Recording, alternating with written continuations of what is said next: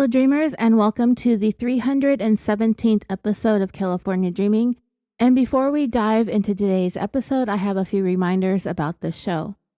This is and always has been an independent podcast that is 100% subscriber supported. And there are a number of ways that you can help. One of the first things I would like as many of you to do as possible is subscribe to Killafornia Dreaming on YouTube. All of the episodes are now up and running, and while I don't have videos, what I am doing is going back and adding, for now, a unique thumbnail for each episode, so you'll eventually see more than just my usual cover art. It'll be easier to pick through the hundreds of hours of content that I have on there. It's a slow process. I'm still learning and working on getting the show consistently across the various different platforms. So it's just been kind of like one thing at a time, and it's long overdue. I need to be more organized about this podcast. Another thing that you can do is follow the show on Facebook, Instagram, X, and TikTok. I'll keep you posted on updates and new episodes on those social media platforms. Please also leave a nice rating and a review in all the places that you listen to this show on. That always helps. And if you have $1 or $2 to spare each month, consider subscribing to Killafornia Dreaming on Patreon. I'm also trying to fix and update everything on there. I'm adding fresh links, new thumbnails, and updated titles. I'm slowly doing that for all of the episodes on both Patreon and on the free show, so everything is going to be much clearer and easier to find. I just went through Patreon on the day that I wrote this, and I started it 8 years ago. And I promise that the starting price to listen to most of the episodes starts at $1 a month. Any more than that is up to you. And there are a handful of episodes that are labeled as premium, and those are for the $5 tiers and above. But as of this recording, there are 154 episodes available on Patreon. Almost all of them are full length, just like the regular show. The episodes have gotten longer as the years have gone on. I also promised 8 years ago that I would make at least one bonus each month on Patreon for everyone that subscribed. And when I did the math, 8 years times 12 months is 96 episodes, is basically what I should have up there. So 154 of them has me ahead of what I promised. I counted them today as I wrote this, and I made sure that I never missed a month because I wanted to be able to say, I never technically missed a month. If I ever did, I made up for it. So this week, I would like to thank Gina B. in Davis, California, Joyce F., Marie P. in San Antonio, Florida, Patrick somewhere in the UK, Kiki B. in Forest Park, Illinois, Nate B. in Massachusetts, Harriet N. in Northampton, UK, Mandy S., Jane Green, once again, always loyal, over there on PayPal, Lindsay A., Lisa S. in Greenhaven, Michigan, and Marianne P. in Decatur, Georgia, for either joining Patreon, raising their pledge, or donating through PayPal or Cash App. Thank you all again for your support. And with that, let's get into today's episode.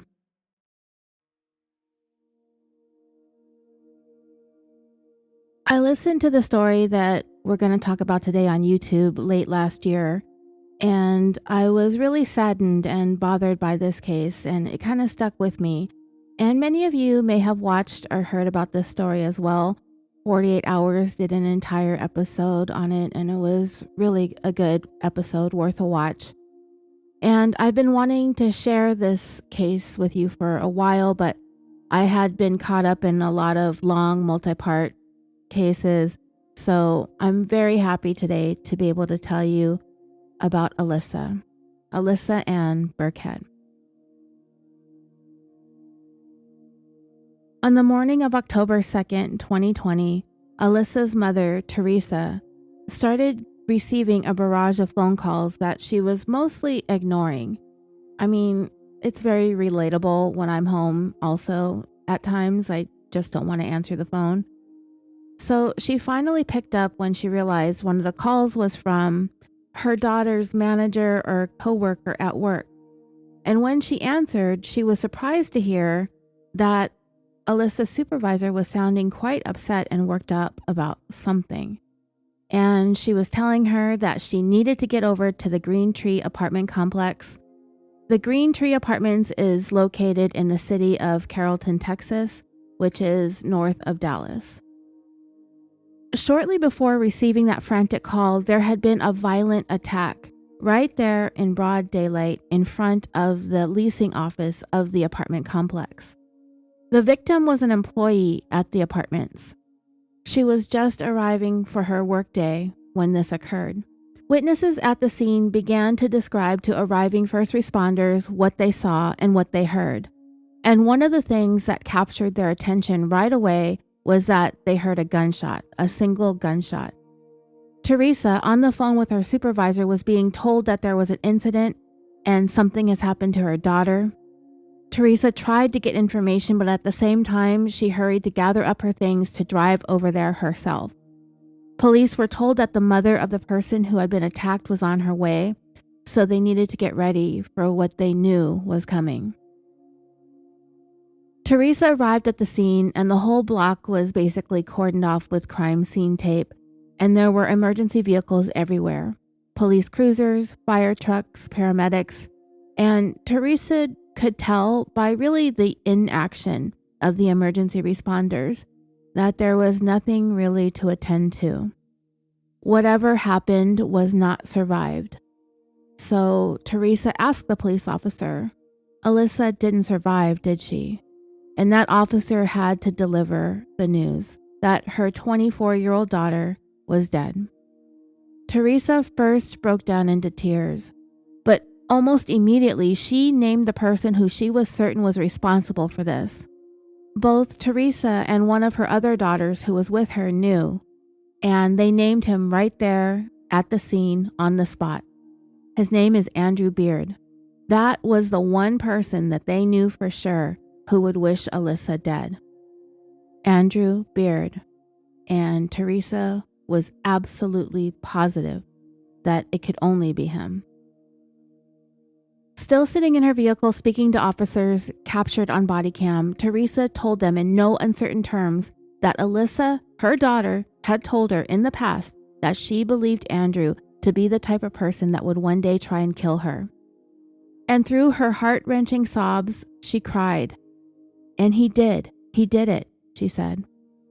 One of the detectives involved in the investigation said that the brutality of this killing was one of the worst he'd ever seen in his 32 years as a police officer with that department. And unless you're involved in this line of work, we can only imagine what an investigator has been witness to after more than 3 decades on the police force. There was just something immediately apparent about what he saw that spoke to the fury and the rage that fueled this killing. Because there was more to it than just a gunshot. This was deeply personal. This kind of viciousness, it had to be personal. Somebody was very, very angry with Alyssa. And it would be Alyssa's mom and sister who told them exactly who that would have been.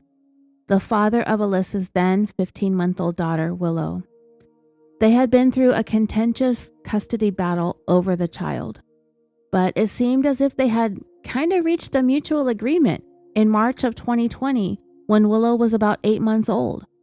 So how and why would Alyssa's mom and sister think that in less than 7 months' time, that Andrew would be the one who could or would carry out a killing so brutal?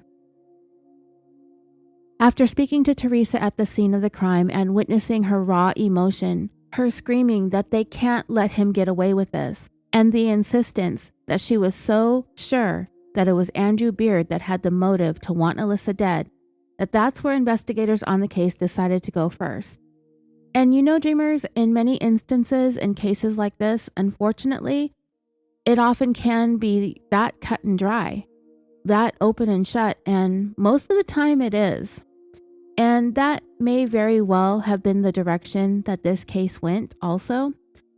But you know, as we sit here talking about it on this podcast, chances are it's not that simple. There is going to be much more to this story, which is why this case has been on my mind since I first heard it last year. In the meantime, all Teresa could do was wait. The investigation was going to take time. And in that time, Teresa felt as if she had to somehow learn how to exist in this new reality, drowning in grief while bombarded with constant dreams of her daughter, seeing her appear to her as she slept or drifted off. Someone, her own mind even, frequently tricking her into thinking that Alyssa was still there, that she's come back from the dead, only to awaken in that same vortex of sadness and suffering. And compounding it all with Alyssa visiting her in her dreams, when Teresa would see her and think for that split moment that she wasn't actually dead, Alyssa would speak to her mother and tell her that she wasn't back, and being back is a place that she never wanted to be again. She did not want to come back to the life that she was so violently ripped from. And all this would do is break Teresa's heart all over again. She couldn't understand why Alyssa would say those things in her dreams. Why wouldn't she want to come back to her family? Her family that loved and missed her so much, and to her daughter, of course, especially for her daughter. But to an extent, Teresa understood. As Alyssa's relationship with Andrew had gotten so bad that it actually caused Alyssa to live in a perpetual state of fear, that she would rather not even be here at all. How could it be that terrible to not even want to be able to be there for your own child, or to even think that this was for the best or this was the way things should be? Why was it that bad? Well, Teresa had been told and came to understand that Alyssa had been living in fear in the months and weeks leading up to her murder. And even though Alyssa just had that gut feeling about it all, nobody could have seen this coming. I mean, who would think, right? They knew Andrew was at the center of all of Alyssa's apprehensions and anxieties and fears. But really, could anyone have guessed it would have gone this far and gotten this bad? This was the last thing anyone expected. For Alyssa to be attacked at the apartment complex where she was employed, in broad daylight, no less. I mean, who does that? Well, to me, it's somebody who wants to be obvious, and that's a red flag. The investigator who would take the lead in Alyssa's case was Detective Michael Harding. When he arrived at the scene, he was told what witnesses recounted that they saw leading up to Alyssa's attack. She had driven to work that morning and had pulled into the space that she parked in every day. She had just arrived prior to her shift starting at 9 a.m.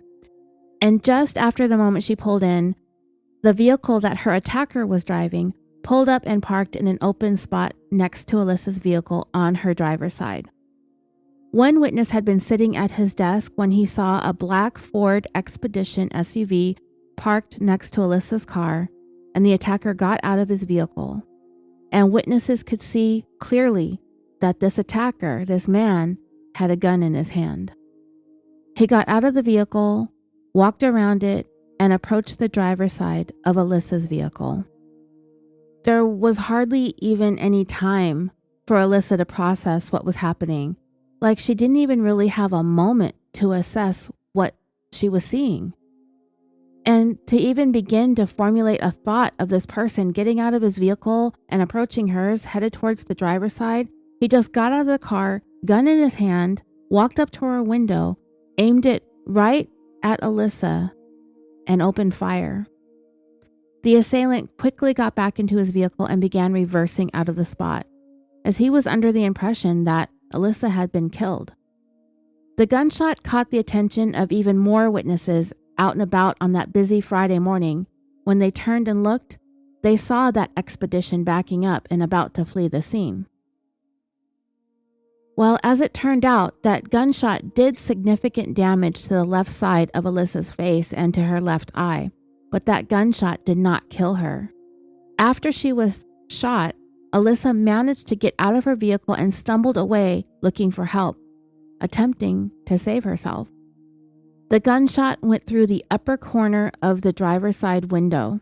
It left a huge gaping hole in an otherwise crackled window that was broken apart but still held together into hundreds of tiny little shards. You know what that looks like. It's like tempered glass.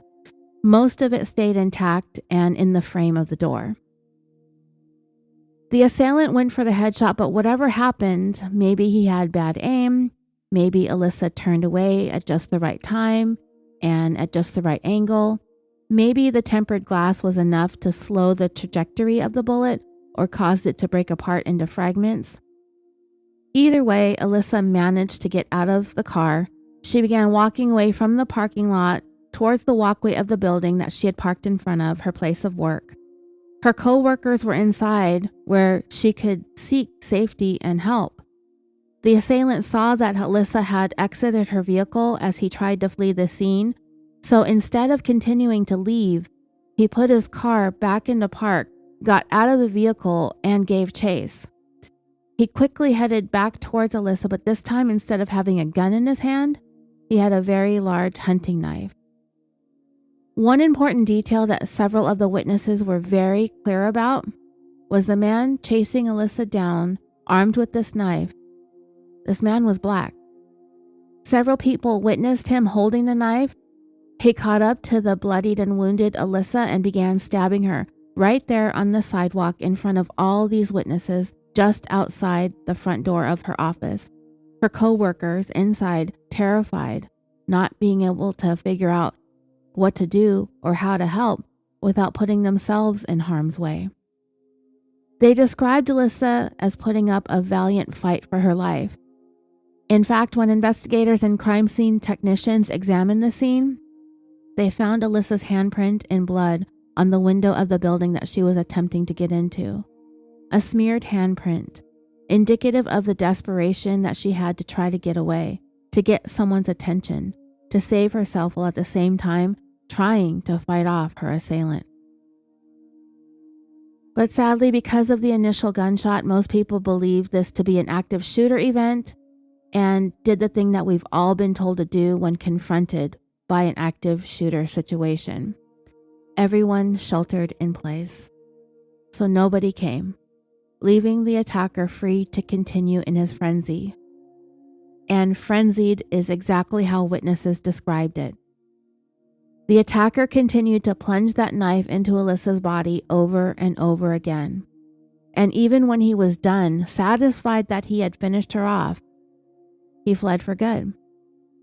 But despite all the damage that this man had done to Alyssa, she was still clinging to life. As soon as Alyssa's co-workers saw the attacker drive away, it was then that they came out of their office to try and help save her life while others called 911, and by then, the attacker was long gone. The call to 911 was literally made within seconds of the assailant fleeing, and it was just minutes before fire trucks arrived and immediately began to work on saving Alyssa's life right there on the sidewalk in front of her office. But there was nothing that anyone could do. Alyssa had been mortally wounded and she died before reaching the hospital. It would later be determined that Alyssa had been stabbed a total of 44 times. Alyssa was 24 years old.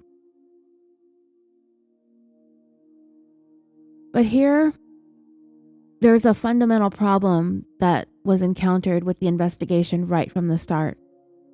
Alyssa's mother arrived at the scene pretty quickly, but not before Alyssa had already died. She received the news and, well, she knew based on her own observations that nobody was working to save anybody. But when she went on to name the person that she was certain who did this to her daughter, in naming Andrew Beard as being the only one who wanted Alyssa dead, she was certain. The problem is that the witnesses were also just as certain that the killer was a black man, but Andrew Beard is a white guy. But Teresa insisted he is the one. She described him as evil, that her daughter had been living in fear of him, and all of it was over the battle for custody over the then 15-month-old daughter that they shared, Willow. And that custody battle began while Alyssa was still pregnant. The couple began fighting before this child even entered the world. And it was Andrew who was the one who made the first request for full custody. When he posed the question, Alyssa was incredulous, like there's no flippin' way that she was just going to give him full custody. You see, dreamers, while Andrew Beard had been described as Alyssa's boyfriend, that seems to be more of like a convenient label to refer to their relationship. It seems that theirs was more of a casual type of dating relationship, and the pregnancy was something unexpected. Very much welcomed, but unexpected nonetheless.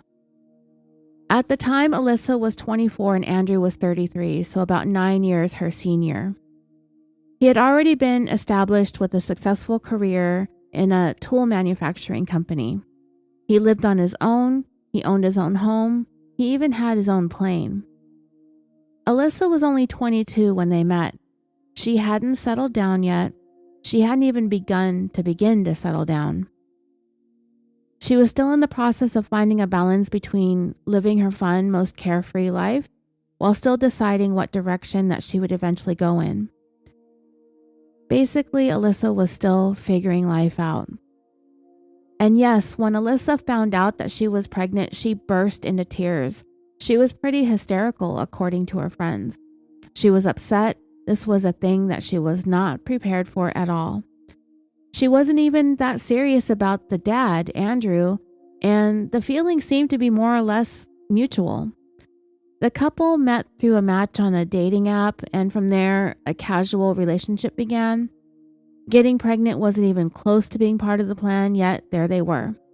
Young, pregnant, and kind of in a fly-by-night relationship, Alyssa was terrified at the prospect of it all. Everything was going to have to change. And a lot of us can relate to those feelings. I was 23 when I found out I was pregnant. And her dad, while we were in a relationship, we were not prepared. And yeah, I was full of those same fears.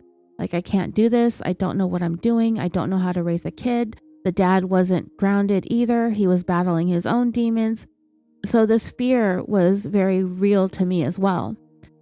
But as Alyssa's pregnancy went along, her worries, her fears, and her doubts, it all slowly subsided. And she began to grow excited about the arrival of the baby, especially when she found out she was having a girl. For me, my experience was different. I remained fearful and nervous about having a baby throughout my entire pregnancy, and even into the first couple of months of my daughter's life.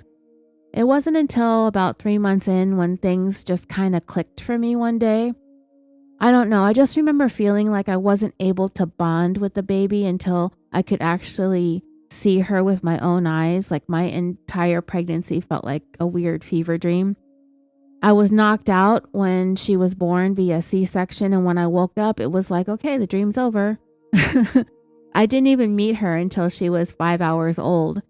And then I had to stay in the hospital for 6 days afterwards. So even the first week, I wasn't taking care of my baby. And then suddenly we went home and boom, I was stuck with this life form. I literally felt like I went to sleep and woke up with a little human being that fell into my lap. But Alyssa's excitement continued to grow. So when Willow was born on July 23rd, 2019, by then Alyssa was fully ready and prepared to embrace motherhood, which she did with every fiber of her being. She absolutely adored Willow. I have a couple pictures of them that I will post as the cover art for this episode. And there are just no words to describe the heartbreak you feel in just looking at Alyssa with her daughter and knowing how the story is going to unfold. Alyssa absolutely adored Willow, and Willow adored Alyssa. Alyssa slipped into her new role as a mom effortlessly, a far cry from the fears and apprehensions that she had had when she first learned that she was expecting.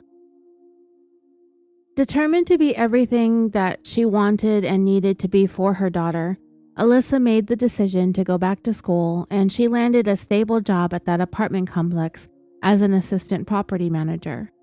It was important for her to not only provide for her daughter and for herself, but to also be in a better, more stable position, more stable ground to be on when it came to the ongoing battle that she was having with Willow's dad, Andrew. The co-parenting started off with a joint custody situation, so she was with her dad half the time and with her mom the other half. But this apparently wasn't enough for Andrew. He was, for whatever reasons, adamant about being awarded full custody, causing Alyssa to have to be dragged to court over and over again. And just 8 months into Willow's life, COVID-19 set in, which would have dragged things out even more. According to Alyssa's friends and family, she had been growing increasingly worried about losing Willow to Andrew. She did not have the same access and resources that Andrew did.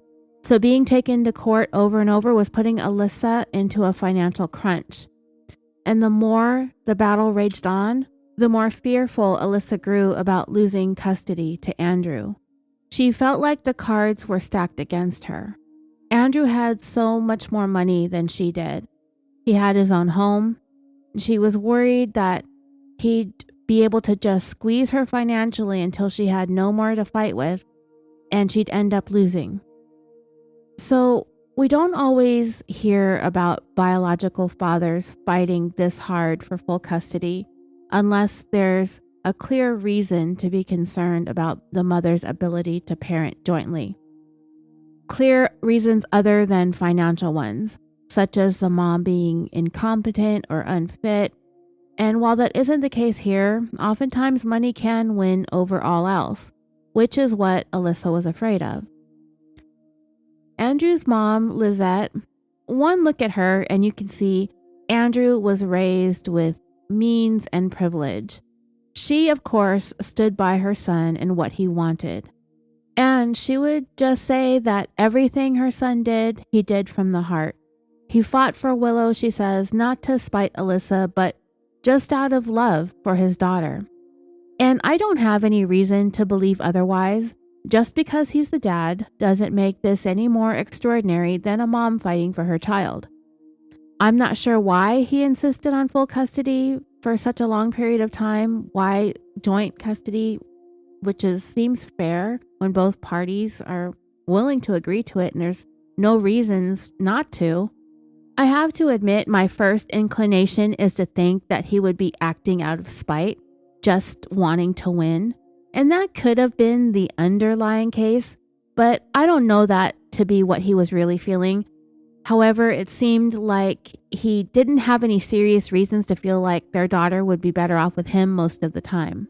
There wasn't anything about Alyssa that would warrant those types of concerns other than the fact that he just had more money than her, which shouldn't matter as long as she's a fit parent. But like I said, Alyssa and Andrew seem to have reached a mutual agreement regarding custody. A co-parenting plan was implemented, a visitation schedule was developed, and child support was worked out. And that was in March of 2020. And from there, things seemed to calm and settle down. And with that, the feuding and fighting between Alyssa and Andrew came to a halt. By then, Alyssa was dating a new guy named Ben, and Andrew had moved on too, actually falling pretty hard and fast in love with a very beautiful woman named Holly Elkins. And not only was she beautiful in looks, she had a lovely, charming personality to match. She was someone Andrew's mom, Lizette, was very taken by. I have pictures to post of her as well. She just looks like one of those really pretty Instagram girls, definitely turned heads in her time, I'm sure. And according to Alyssa's friends, she found a great deal of relief when Andrew began seeing Holly, described as very happy and excited that he seemed happy in this new relationship, thinking that it was really her presence and influence that helped calm things down between herself and Andrew. And it did seem that Holly came into the mix ready to embrace the role that she would have in Willow's life. And she expressed her desire to not only support Andrew in raising his daughter, but she extended that support to Alyssa. In fact, Holly had sent a text message to Alyssa expressing her desire to foster a healthy relationship with Alyssa and her new boyfriend, Ben. And Alyssa sent a reply text stating that she hoped Holly's influence continued to help things along with all of them because she very much wanted to have a healthy co-parenting relationship with her and Andrew. But whatever reprieve Alyssa felt moving forward with the four of them attempting to work together, Andrew's attitude towards Alyssa suddenly turned hostile once again. And it really took Alyssa by surprise. She thought that they had gotten past this, but for whatever reason, even though they had settled everything in court, she thought once and for all, Andrew again began making demands for full legal custody of Willow, and this triggered a whole new round of filed motions and court dates, something Alyssa had hoped was behind them. Well, apparently it wasn't.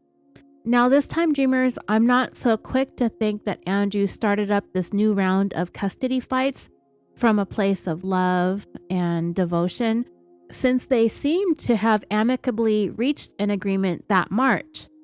And it didn't look as though anything different was going on. There wasn't anything specific or anything that even changed that occurred to Alyssa. Really nothing that she knew of that would have triggered Andrew to renew his fight for full custody. But whatever the case, he began dragging Alyssa back to court in this renewed effort to have Willow live with him the majority of the time. And this time seemed just as bad, if not worse, than it had been before. Andrew Beard was mean. His mood and his attitude towards Alyssa was aggressive, almost to the point where Alyssa felt like Willow's dad developed this intense hatred for her. She didn't know where all of this came from. The only real major change was the fact that they were each in new relationships, but that didn't seem to have been an issue in the past. In fact, Alyssa thought the change was having a positive impact on things between them. All of this was totally unexpected. And with this change of attitude also came a change in the way Alyssa felt about what was going on around her in general in her day-to-day life.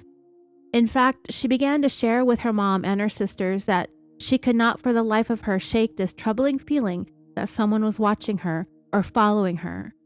She told everyone close to her how disturbing it was, but it felt like Andrew always seemed to know exactly where she was at all times and what she was up to. He would bring up places that he knew she had been, places that he knew their daughter had been. One of Alyssa's close friends had received a text from her one night that said she was at a bar in Dallas and told her that Andrew coincidentally showed up at that same bar. And they did not think that this was a coincidence, really. And this isn't a small town in Texas, where everybody knows everyone and you're guaranteed to encounter someone anytime you're out and about. The chances of Andrew showing up at the same exact night spot at the same exact time as Alyssa were slim to none. This is why Alyssa suspected she was being followed. She believed Andrew was somehow tracking her location. She just didn't know how he was doing it. And the more it persisted, the more Alyssa grew anxious and worried. Everywhere Alyssa went, she felt like she needed to be looking over her shoulder, and that is an uneasy feeling. In fact, sometime after Alyssa was killed, her best friend found a video that she had made but never actually posted on her social media. It is Alyssa talking into her camera, and she introduced herself and immediately began talking about how she'd been going through a very ugly custody battle over the past year. Basically, more time than the child that they're fighting over had been alive. She said that she had a 1-year-old and what she'd been made to go through had taken a tremendous toll on her mental and physical health. But in the video, she followed that up by stating that she feels like the entire process has made her much stronger than she had been prior to this. And the message that she wanted to convey to anyone watching is to stick it out no matter how tough it gets. You just stick with it. You can do it. Anyone can do it. Just stay strong. I don't know exactly where her friend found this video, but like I said, it never did get posted. What happened next reminded me so much of the case that we did a few years back involving the PTA mom. I know there's some of you out there that remember that story. That had long been one of my favorite episodes. It involved a couple named Jill and Kent Easter. And if you don't remember this from my show, you may have seen it on Dr. Phil. They were like this power couple, and they lived in an affluent area of Orange County, California, Newport Beach or Irvine, something of that sort. They had their son enrolled at some fancy pants school in Irvine, and one of the volunteer PTA moms got them upset one day inadvertently when the child was accidentally left outside when it was time to line up and get ready to go home. The PTA volunteer, another parent at the school named Kelly Peters, apologized for the mishap and explained it by saying sometimes their son was just slow. And that was a statement that Jill Easter took to heart. She took offense to her son being labeled as slow. She took it with the implication that Kelly Peters was saying that he was slow as in cognitively behind. Can't keep up mentally, that sort of slow. When she really meant nothing by it other than he tends to lag, he dilly-dallies, that sort of thing. Well, Jill Easter did not take it that way. She took it seriously and she took it to heart. It was an insult to her son and to her. So from there, Jill launched into a campaign to try and get Kelly fired. Fired from a job she doesn't even get paid to do. But all of Jill's efforts to get Kelly fired from a job she volunteers at failed. So eventually, Jill resorted to planting drugs in Kelly's vehicle and then having her husband Kent make a 911 call from a phone in an office building lobby near where he worked to report seeing someone driving erratically in a car that matched Kelly's. And he even provided the license plate number and everything. Police tracked Kelly down at the elementary school where their children attended. They asked if they could search her car, which she agreed to, and sure enough, they found a baggie of drugs right there in her back seat in full view. Ultimately, the facts and what they were told wasn't really lining up with what they were seeing in terms of the officers' initial instincts and what they were able to deduce from their own observations. Eventually, they came to believe in Kelly's pleas that she was innocent, and they chose to go ahead and let this go. Later on, when they tested the DNA swabbed from those baggies of drugs, it turned out to be Jill's DNA, and she was ultimately charged and convicted of false imprisonment since Kelly was actually taken into custody over this. She was sentenced to 1 year in jail and 3 years of probation, and later on won a civil lawsuit against Jill and Kent, being awarded $5.7 million for her troubles. Jill and Kent ended up divorced, and Jill now goes by the name of Ava Everhart. Well, that is what seemed to happen to Alyssa. Just about 1 month before she was murdered, it was September of 2020, a 911 call was made. A man who identified himself as Frank Morrow reported that Alyssa Burkett was at her place of work, dealing drugs in the parking lot out of the trunk of her car. The caller said he witnessed this person selling drugs out of their trunk. He even said that he saw it and he could smell it. The dispatcher asked what kind of car it was, and the caller said it was a Toyota Corolla, and they had the license plate information as well. So, officers arrived at the Green Tree Apartments and went inside to speak to Alyssa, who was working at the time. And they were there. They told her that about the call that they received. They mentioned the allegations, and they asked if she would voluntarily allow them to search her vehicle.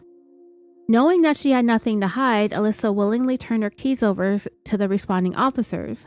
They went outside, opened up her trunk, and sure enough, inside the trunk were baggies of drugs, a small gun, and some cash, just as the 911 caller had described. So then, confronted with this incriminating evidence, it wasn't looking good for Alyssa. Not only did she then appear to be some sort of drug dealer, she was even more of a threat since she was carrying a gun around with her. Alyssa became really upset. The implications of the charges such as these could cost her everything that she had been working so hard for.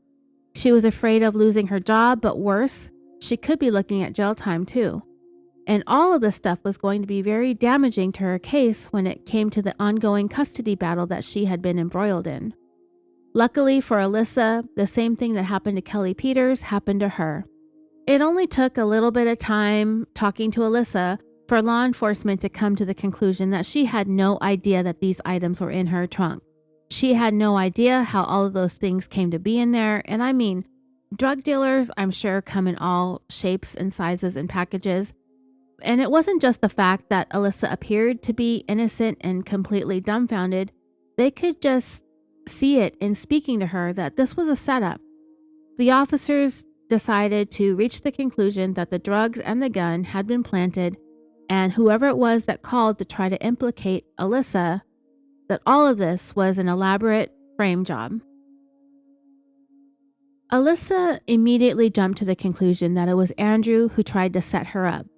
He was the one who had planted those drugs in her trunk and then called 911 in order to get her arrested and charged with possession of drugs and a gun with intent to sell, and of course that would have cost her a lot in her battle for custody over Willow. After that whole incident, Alyssa talked about it with her roommate via text message, and in one of the messages that Alyssa sent to her was chilling and prophetic. She texted, quote, "He's going to try to get someone to kill me next." Most people would try to brush the idea of that off, brush it aside, and try to reassure Alyssa that Andrew wouldn't do something so stupid. But based on Alyssa's demeanor and her state of mind, the way that this was impacting her and filling her with fear and anxiety, her friends and family and those close to her understood that Alyssa wouldn't react this way if she didn't truly believe in the potential for Andrew to actually do something to cause her harm. The fear was very real.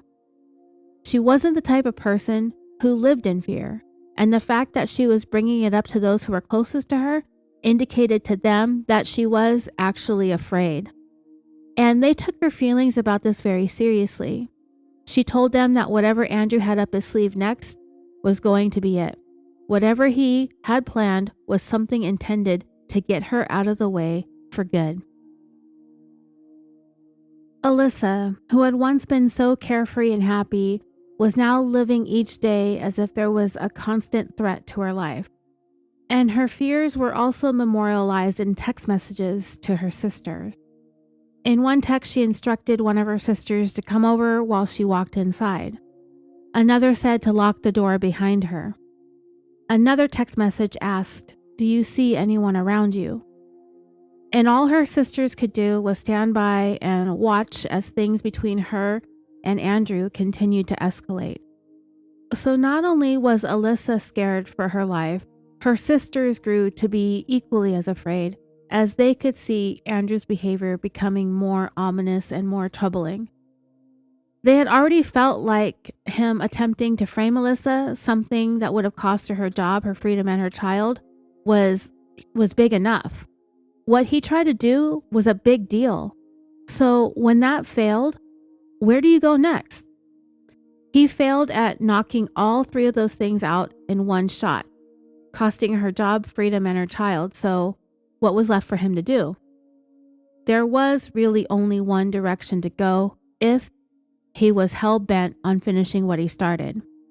Whoever framed Alyssa wanted her to lose everything. There is no doubt about that. And there's no doubt at all that her life would have been ruined if that ridiculous plan did work.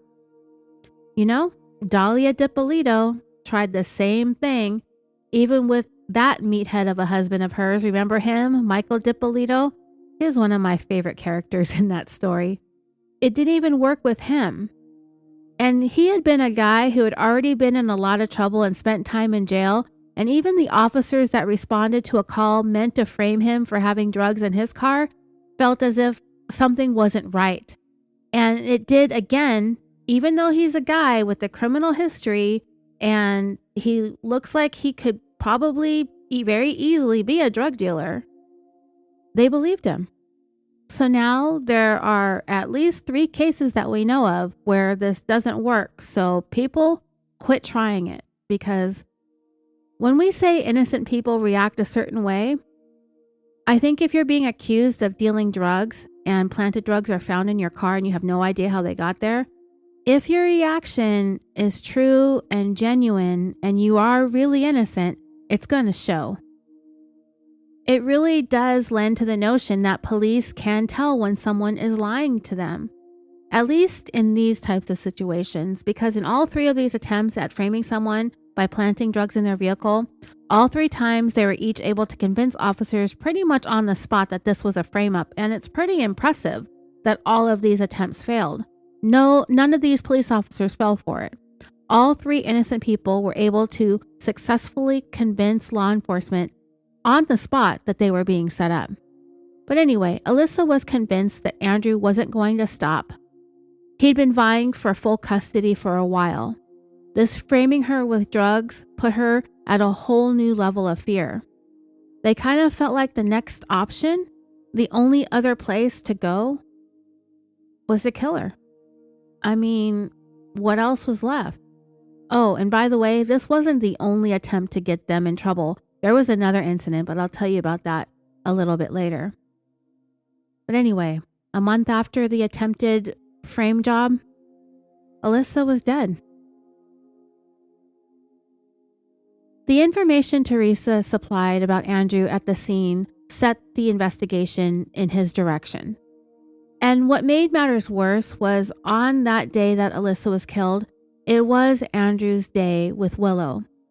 So it was also another one of the things that Alyssa's mom had cried for and cried over while at the scene of her daughter's murder. Willow was with her father, and she wanted that baby away from him as soon as humanly possible, because now they were afraid for her life as well. Now, I don't know if I would have thought that right away, considering how hard Andrew had been fighting for Willow. More often than not, when a relationship sinks so far down that murder is starting to become an option for one of them, they usually don't have their sights set on murdering the children that they shared with that person, but it does happen often enough for that to be taken into consideration. I mean, if he wanted to kill his baby along with his baby mama, he would have done it when the baby was with the mom. But the kid was with him, so I don't think that there was ever any intention for him to want to eliminate his daughter also, but you never know. I mean, look at Chris Watts. He clearly had issues with his wife. They had a difficult and challenging marriage. They had financial struggles. They hadn't been getting along for some time. He was having an affair, but he didn't have to kill his girls, you know? Who's to say Andrew wouldn't have done the same? What if he gets cornered and desperate? Kind of like Josh Powell. Remember that guy? Wow, that is one of the saddest stories. And across all the stories that I've heard, that's one of the ones that hurt. That still hurts when I think about it. Remember how Joshua Powell wanted control over his kids? So when his then wife, Susan, when things started to go south in their marriage, well, he wanted to control his wife and his kids. But when things were going bad in their marriage, he killed her in order to make sure he maintained control over his children, because I believe she was starting to talk divorce, and that meant she was going to get the kids most likely. But once Joshua lost his kids to the state due to his father's disturbing behavior and sexual proclivities, he ended up killing the kids too, as it was becoming more and more apparent that he was never going to be able to dig his way out of the hole that he found himself in.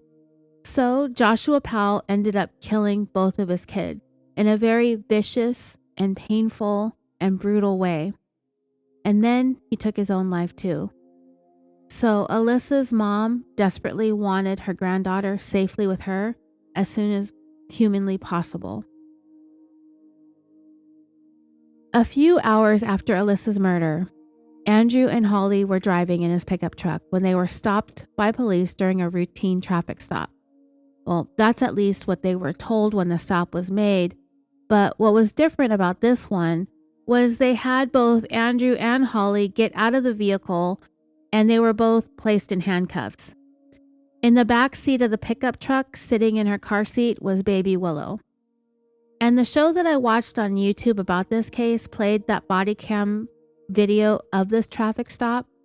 And both Holly and Andrew seem quite unbothered by the fact that they were handcuffed, which isn't something that's done at your average run-of-the-mill traffic violation stop, right? Well, the officers were out there looking for Andrew and wanted to pull him over because of Alyssa's murder and Alyssa's mother's identification of him as the only person that she knew of that wanted Alyssa dead. And if you're this officer or these officers and you're thinking you're about to encounter someone who just finished shooting and stabbing someone to death a couple hours earlier, you might be expecting to see someone who's perhaps nervous, maybe jittery, someone who may be pretty shaken up. You know, none of us have murdered, at least none of us that we know of. So I don't know how any of us thinks we would behave in the same situation. Most of us get nervous just getting pulled over, never mind the idea of having just committed a very hands-on murder. But when they got to Andrew and Holly, neither one of them were particularly worked up about anything. Andrew was calm and collected, and they both fully cooperated with police the entire time. The purpose of this traffic stop was to track Andrew down, and that is basically what he was told. He stayed calm as the officer who cuffed him explained to him that he was just asked to find him. Anything beyond that, he doesn't know. Holly and Andrew were separated and spoken to individually, but in the end, they were both let go from the scene of the traffic stop. And because his court-ordered visitation was already in place, he was free to take Willow too. But his truck was going to be impounded, so Andrew and Holly left on foot, with Andrew walking away with Willow strapped in her car seat, cradled in his arms. Andrew was also told that he was not to return to his place of residence, so he, Holly, and Willow found a hotel to stay at, paid for a room, and checked in. Later that same evening, a search warrant was executed at Andrew's home, and investigators combed through his place looking for any kind of evidence that might be of interest in Alyssa's murder. And sure enough, they were able to uncover some very important key pieces of evidence. One of those pieces of evidence being an envelope found in one of Andrew's backpacks. The note was written on the back of an envelope, something that had been previously mailed to him. His name and address were on the front, and some interesting notations were scrawled on the flip side. When they took a closer look at the notes that were written, they realized that this was the link to the 911 call from the previous month, that Frank Morrow 911 phone call, where he called to report that he witnessed Alyssa selling drugs out of her trunk. The show that I watched about this case had pictures of the note, and from what I could read when I paused it, it was pretty damning. At the top, it had the time 2:11 written down and a 972 area code phone number next to it. 972 is the greater Dallas metropolitan area. Written below that is the name Rob, and below that is the address 1120 MacArthur Drive, Carlton, Texas 75007. That is the address of Alyssa's place of work, the Green Tree Apartments. There's a date written down, but it doesn't line up with anyone that I could see related to this case. The date is 9/21/1982. I searched around to see if I could find a person named Frank Morrow or Frank Morrow, but I couldn't find anything, as I was kind of interested in where the name came from in the first place. And below that, it says Green Tree Apartments. It also has the words light gray Corolla with some numbers and letters that might actually be the license plate number. Clearly, these were notes for the 911 caller to refer to while on the phone with the dispatcher. This was the important information that they would have needed to make that official report: Alyssa's place of work, the address, the description of her car, and her license plate. And at the bottom of the envelope were other names written down like Charles, Jeffrey, Jeff. It was a stupid piece of evidence to hold on to, which is why we say people who do these types of things are just plain stupid themselves. And if you aren't convinced that this guy is a complete moron by now, even more damning evidence was found inside his pickup truck that had been seized by law enforcement. They had brought his vehicle back to the police department in order to be examined for evidence. And inside, they found a makeup bottle, some dark complexion foundation. The name given to that particular skin tone was labeled as Java, like the coffee Java. I read another report that said there were 2 bottles of dark makeup, but I don't know if they were the same shade or if one was lighter than the other for maybe some contouring effects when applying.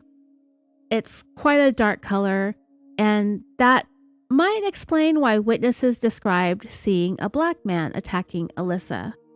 So yes, this guy may have actually disguised himself as a black man in order to carry out this crime. And right away, when you step back and take a look at the bigger picture, you can clearly see that his new girlfriend, who by then was his fiancée, Holly, just taking one look at her, and you can tell that she's quite the makeup artist herself. She is a woman who looks very glamorous in her pictures, and she clearly knows her way around applying makeup. There was other evidence that was recovered as well. At the scene of Alyssa's murder, one of the first things they found was a knife sheath that had been dropped on the ground. And you know, those gosh darn knife sheaths, right? They'll get you coming and going every single time. I just find it so ironic that these killers, like in the case here with Alyssa, and in that other case that we've been following for a couple of years, the University of Idaho murders, Brian Kohberger's dumbass got outsmarted by a knife sheath too. He thought his plans were so well laid. He thought that he had actually planned out the perfect crime. If only for this knife sheath that held the key to unlocking his identity, that his stupid ass dropped at the scene. And it just had enough bit of transferred DNA on the snap to identify him. And that is all it took to bring this guy down who thought that he was smarter than everybody. I find it so ironic that these killers acquire these fixed-bladed hunting knives so that they'll be able to stab their victims with ease, a knife that'll get through tissue and bone, and to be able to do so without hurting themselves. They're so concerned with their own safety that they actually carry the knife to the stabbing that they're about to commit in the sheath. So what, they don't accidentally cut or stab themselves? And then they would end up just leaving it behind. Like, why even bring it in the first place? Because you're so afraid of getting a little boo-boo of their own. Wouldn't want that to happen on the way to a stabbing, I'm sure. And to me, the knife sheath did kind of look brand new. It was a Calamus titanium fixed blade knife, but the knife itself was never recovered. They also never recovered the gun that was used to first shoot Alyssa in the face. But the day after the killing, investigators did find something just as important, if not more so. And that would be inside that black Ford Expedition that witnesses saw pulling up next to Alyssa's car. The SUV that they watched Alyssa's assailant emerge from. The investigation soon revealed that it was Andrew himself that purchased that Expedition, and they would soon find out that he bought it specifically to be used for this killing. It was discovered parked less than a mile from Andrew's home. After he committed the murder, he drove it to where it was ultimately found. He parked it and made his way back to his own home on foot. After investigators canvassed that neighborhood looking for cameras and Ring doorbells, they found at least 1 or 2 cameras that captured Andrew running past the view of the camera that was perched on someone's home as he made his way back to his house from where he parked that Ford Expedition. An examination of the SUV revealed several blood spots and stains, which were collected for DNA testing. Those tests would reveal that blood were a match to Alyssa's DNA. They also found a fake black beard jammed between the driver's seat and the center console. It was black with very short curly hair, consistent with the disguise Alyssa's assailant had used when he killed her. It matched up with witnesses' description, and it matched up with the other evidence of the disguise that Andrew was believed to have used that morning, including there being some dark brown makeup smeared on the beard. They also found inside the truck a pair of men's hiking boots that had been cut up into pieces and soaked in bleach. And with that, investigators had more than enough evidence for the probable cause affidavit needed to secure a warrant for Andrew's arrest. At the time the arrest warrant was obtained, Holly, Andrew, and Willow were living in an Airbnb together along with Lizette, Andrew's mother. And it was during that time that they were all there that Andrew received the phone call that he was about to be taken into custody. It took about 3 days following Alyssa's murder for him to be arrested and for Willow to finally be in the care of her grandmother, Teresa, Alyssa's mom. Having gotten word that an arrest was looming, Andrew Beard ultimately turned himself in. He was booked and charged with first-degree murder. Okay, dreamers, I'm going to stop here and split this episode into 2 parts. I will have the second part available within the next couple days, so keep an eye out for that. If you like to binge multi-parters all at the same time, you won't have to wait long to hear the conclusion of this case. Don't forget to check out my premium content on Patreon and consider supporting this podcast. Thank you all so much for listening. I'll be back soon with part 2. And as always, until next time, take care, be safe, and sweet dreams.